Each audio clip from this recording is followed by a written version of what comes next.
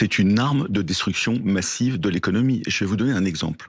Vous allez ruiner l'investissement parce que vous allez mettre moins d'argent dans l'innovation, dans les équipements, dans la formation des gens, etc. Et donc, petit à petit, vous allez couler la boîte. Et qu'est-ce qui va se passer? Il va se passer que, vu cette perspective-là, les enfants ou les gens ou les propriétaires des boîtes vont partir. Ils vont vendre, ils vont partir. Ils vont se dire, mais c'est de la folie.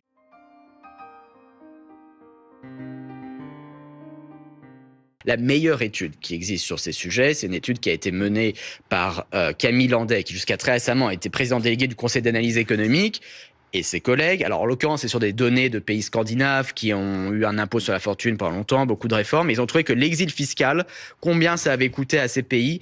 Une baisse de l'emploi total de 0,05%. Et une baisse de l'investissement total de 0,07%. C'est l'étude la plus sérieuse qui existe sur ces sujets et c'est ça leur conclusion quantitative. Infinitésimale, donc. La réponse à l'exil fiscal. Que tout le monde comprenne bien la proposition. Avec un taux plancher de 2% sur la fortune, c'est pas qu'on va demander aux riches, aux ultra-riches de payer plus que le reste de la population. On va simplement leur demander de ne plus payer moins. C'est-à-dire que c'est le taux qui vient effacer la régressivité de notre système fiscal. Et pour le dire autrement, qui vient mettre en conformité nos lois fiscales avec notre principe constitutionnel fondamental d'égalité devant l'impôt. Donc c'est une simple mise en conformité. Première chose. Deuxième chose, la fortune des personnes concernées a augmenté en moyenne de 10% par an. 10% par an sur la période 1996-2025. Donc, avec un taux plancher de 2%, qu'est-ce qui se passe? Si vous avez 1 milliard d'euros, voilà, au début de l'année, mettons début de l'année 2026, en moyenne, vous pouvez vous attendre à la fin de l'année 2026 à avoir 1 milliard 100 millions.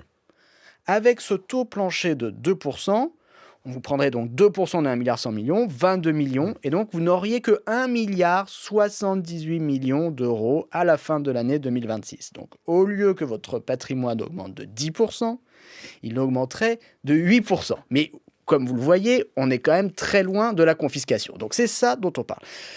Pour en revenir à la question sur le ruissellement, quelles vont être les conséquences économiques de tout ça, on comprend qu'à partir du moment où il s'agit quand même d'un prélèvement somme toute modeste, il n'y a aucune raison de penser que ça va conduire à quelque désastre économique que ce soit. Au contraire, ça va nous permettre de générer les recettes fiscales qui vont être essentielles pour investir dans l'éducation, dans la santé, dans les infrastructures, dans les services publics qui sont le moteur et la clé de notre productivité et de notre croissance future.